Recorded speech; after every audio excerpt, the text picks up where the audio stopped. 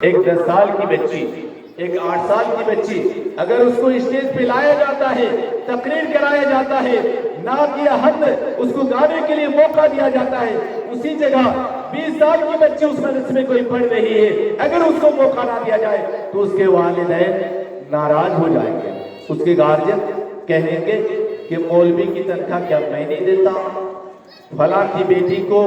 Stage پہ تقریر کروایا گیا، فلاں کی بیٹی کو گانے کا موقع دیا گیا، میری بچی کو میری بیٹی کو موقع کیوں نہیں دیا گیا؟ مولوی یہ دو نظری کرتا ہے، میری بچی کو پروگرام میں شامل نہیں کیا اور اس کی بچی کو پروگرام میں شامل کیا۔ یہ مجبوری ہوتی ہے کسی بھی مدرسہ چلانے کے منتظمین کے لیے، کسی بھی مولوی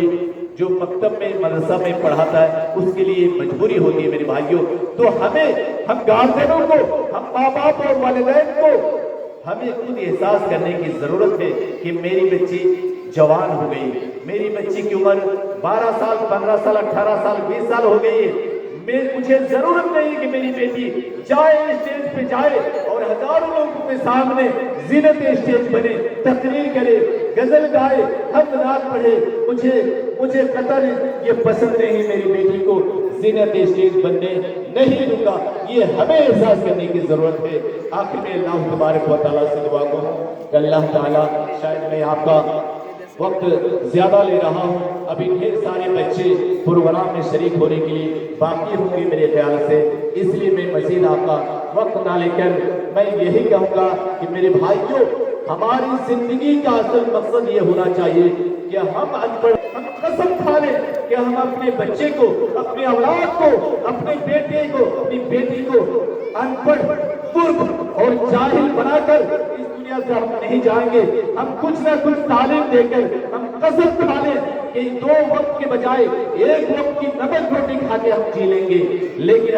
اپنے بچے کو، اپنے اولاد کو تعلیم دے کر ہم اس دنیا سے جائیں گے۔ میرے بھائیوں، غیر قوم کے لوگ، ایک رکشہ چالک، ایک رکشہ چلانے والا اپنے بیٹے کو master, doctor, engineer, IPS officer بناتا ہے، ایک پان کی دکان چلانے والا اپنے بچے کو بڑے بڑے کالجوں میں، یونیورسٹیوں میں اور اسکولوں میں پڑھاتا ہے۔ ہم کتنے بد نصیب ہیں، کتنے بد قسمت ہیں کہ ہمارے پاس لاکھوں کی پراپرٹی ہے، لاکھوں کی زمین جائیداد ہے، ہم لاکھوں کی تعداد میں روپیہ پیسہ کما لیتے ہیں، لیکن ہم جیسے ملک ہیں، جاہل ہیں، گوار ہیں، ان پڑھ ہیں، ہم اپنے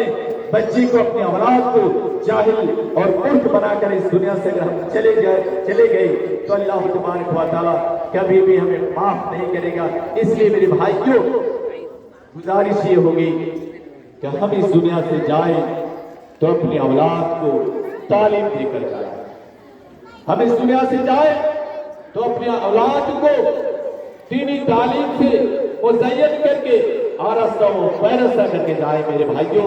یہ تعلیم ہی دنیا کی سب سے بڑی دولت ہے، سب سے بڑی دولت یہ تعلیم ہے۔ ہم کھا لیں، قسم کھا لیں کہ اپنی اولاد کو ملک چھوڑ کر نہیں جائیں گے، جاہل چھوڑ کر اس دنیا سے ہم رخصت نہیں ہوں گے۔ اس بات سے میں اپنی بات کو ختم کرتا ہوں۔ اللہ تبارک و تعالیٰ سے دعا ہو کہ اللہ تعالیٰ ہم سب کو کہنے سننے سے زیادہ عمل کرنے کی توفیق عطا فرمائے، آمین۔ وآخر دعوانا الحمدللہ رب العالمین، والسلام علیکم ورحمۃ اللہ وبرکاتہ۔